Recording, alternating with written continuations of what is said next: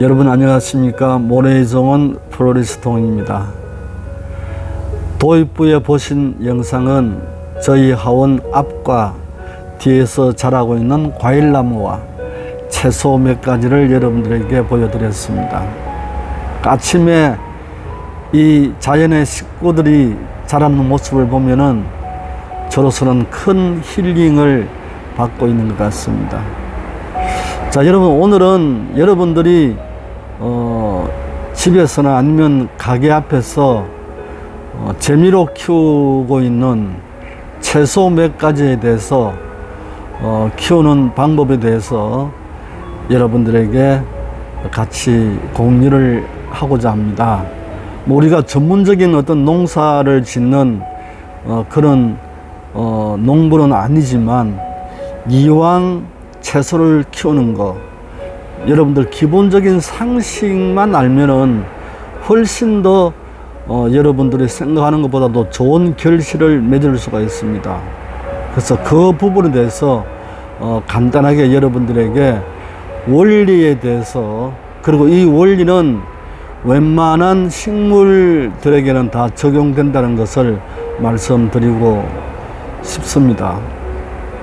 여러분, 우리가 제일 많이 심는 그 채소 종류는 고추가 있겠으며, 그 다음에 방울토마토, 그 다음에 오이, 가지, 이런 종류가 여러분들 있습니다. 그래서 이렇게 줄기가 꼿꼿하게 자라는 이런 고추 같은 식물이 있는가 하면은, 그 다음에는 여러분 줄기를 길게 늘어뜨려서 이게 타고 올라가는, 이런처럼 더듬이 발이 있어서 타고 올라가는 이런 오이 같은 그런 종류들이 있습니다. 오이, 수박, 호박, 참외 이런 종류겠죠.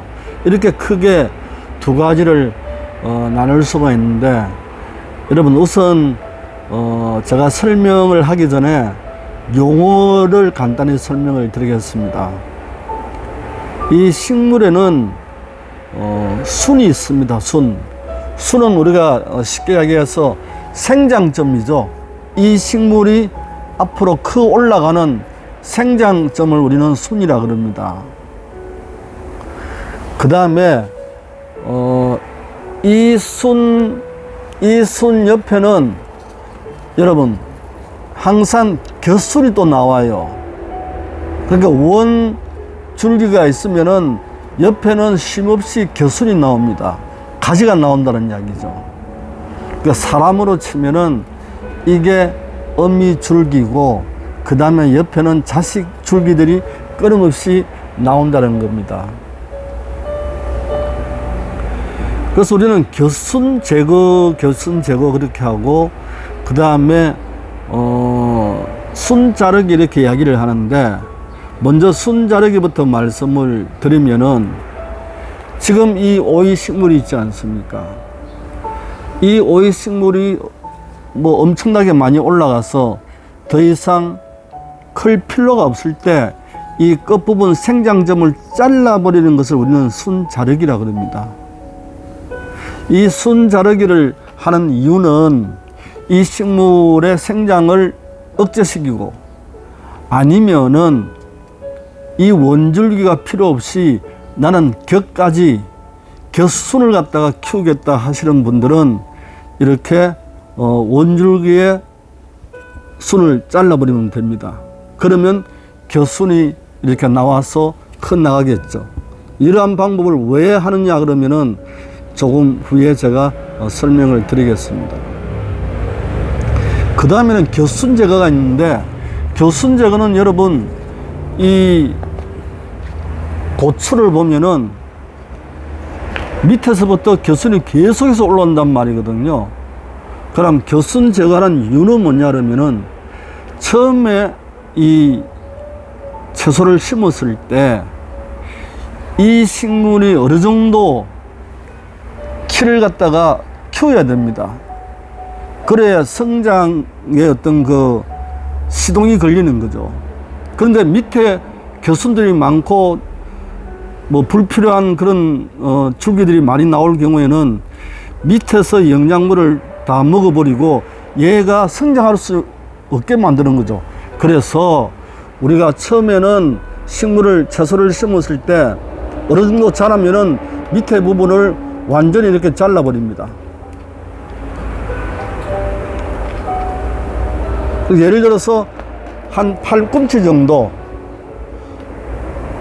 토마토라든지 오이 같은 경우는 팔꿈치 정도의 크기를 우선 키우고, 그렇게 그 밑에 있는 순들은 제거를 하면서 키를 키워서 그 다음부터 이제 정상적으로 키워준다는 거죠.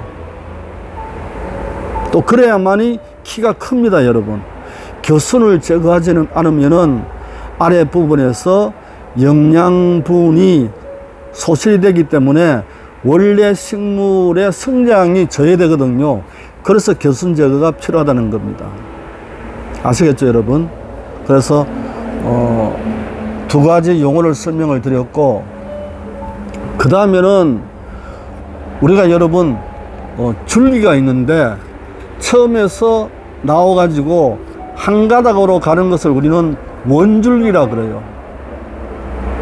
원줄기라 그러고 어미줄기라 그러고, 그 다음에서 겨술이 나오지 않습니까? 겨술이 나와서 자라는 줄기를 우리는 자식줄기라고 그럽니다. 그럼 나중에 자식줄기가 커가지고 또 잎에 또 겨술이 나오거든요. 그 겨술을 우리는 손자줄기라 그래요. 그렇게 식물도 원줄기, 자식줄기, 손자줄기의 개념을 여러분들 잘 알고 있어야 됩니다.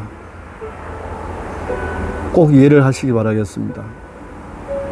자, 그러면은 우리가 원줄기, 아들줄기, 손자줄기를 이야기를 했는데, 그냥 심어 놓으면은 자기가 알아서 자라는 거지 뭐가 문제가 있느냐, 이렇게 말씀을 하실 수가 있는데, 여러분 조금만 이렇게 머리를 쓰시면은 우리가 많은 결실을 가져올 수 있거든요. 자, 뭐냐 그러면은, 오이는 여러분 이 원줄기에서 계속 올라가면서 오이가 계속 매달려요. 그러니까 겨순, 그러니까 자식줄기, 겨순은 무조건 제거를 해야 됩니다. 계속해서 올라가면서 열매를 따 드시더라도 계속해서 겨순을 제거하면서 원줄기만 계속 올라가게 키웁니다. 그러니까 만약에 나중에 이제 엄청 올라갔을 때 더 이상 얘를 못 자르게 만들겠다 그러면은 그때서 원줄기를 잘라버리면 됩니다. 그래서 오이는 원줄기에서 열매가 열린다 생각하시면 되고요. 그 다음에 여러분, 호박이라든지 수박은 이 원줄기에서 열매가 열리는 것이 아니고 겨순 있지 않습니까? 그러니까 자식줄기, 겨순을 키워야만이 거기서 달리는 것이 수박하고 호박이에요. 그래서 원줄기만 계속 키우면은 절대 수박과 호박이 달리지 않아요. 그럼 이 말은 뭐냐 그러면은, 오히려 수박과 호박은 겨순을 키워야 된다. 그 다음에 겨순이 나오면은 과감하게 원줄기는 잘라버려야 된다는 거죠. 순자르기를 해버려야 된다는 거죠. 어미는 없애버려야 된다는 겁니다. 줄기를. 그러면 2차적인 자식줄기가 커서 거기서 호박하고 수박이 열리는 겁니다. 자, 그 다음에 손자줄기가 있단 말이에요. 그러면 자식줄기에서 또 나오면 뭐라고 그랬습니까? 손자줄기라는 이야기거든요. 자, 자식줄기를 나오면 해서 원줄기를 잘라버렸다. 그럼 자식줄기를 키운다. 자식줄기를 키우면은 수박하고 호박이 날릴 수 있다는 이야기죠. 그럼 내가 참외를 키우고 싶다 그러면은, 자, 똑같은 방법으로 자식줄기까지 키웁니다. 그 다음에 자식줄기에서 손자줄기가 나올 거 아니겠습니까? 이때 자식줄기에 손자르기를 해버리는 거죠. 또 자식줄기도 생명을 다하게 만들어버리고 손자줄기에서 계속 키우는 거죠. 이 손자줄기에서만이 참외는 열립니다, 여러분. 아, 그렇죠. 이걸 모르면은 그냥 심으면 돼가지고는 절대 우리가 자기 원하는 과일을 볼 수가 없습니다. 정리하겠습니다. 원줄기로만 키울 수 있는 게 오이, 그 다음에 2차적인 줄기, 곁순에서 나오는 자식 줄기는 호박, 수박, 그 다음에 또 자식 줄기가 크면서 옆에 또 곁순이 나오는 이 손자 줄기에서 우리가 과일을 얻을 수 있는 게 참외입니다, 여러분. 이 부분을 명확히 하시면 되고, 그래서 이 채소는, 이 과일은 정말 곁순 제거와 순 자르기의 어떤 과학이다, 이렇게 이해를 하시면 됩니다. 그 다음에 부차적으로 여러분, 이 과일나무라든지 채소는 거름이 풍부해야 돼요. 토양이 상당히 풍부해야 됩니다. 다른 방법은 없어요. 그래야만이 튼실한 결과물을 얻을 수 있습니다. 그래서 얘들을 심기 전에 토양을 충분히 표비를 줘가지고 땅을 고르고, 그 다음에 얘들을 심어서 어느 정도 자라서 더 좀 성장을 촉진시키기 위해서는 여러분 요소 비료가 있거든요. 그 요소 비료를 여러분 준비하시면 됩니다. 예, 여러분 요소 비료는 여기 하얗게 생긴 거 있죠. 여러분 많이 보셨을 거예요. 이 요소 비료를 여러분 주시면은 식물의 윗자람을 할 수가 있어요. 그래서 이 요소 비료를 줄 때는 만약에 이 오이를 심었으면은 한 30cm나 50cm 정도 띄우고 여기에 이렇게 구멍을 파서, 땅을 파서 스푼, 우리 사람이 먹는 밥 스푼 한 반 정도 넣어서 흙을 덮어주면 됩니다.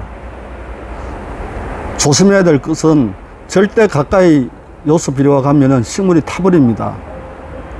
요렇게 웃자람을 하고요. 그 다음에 키를 키우고 이제 열매가 달리기 시작하지 않습니까? 열매가 달리기 시작하면은 또 많은 열매를 보기 위해서 저는 즐겨 주는 것이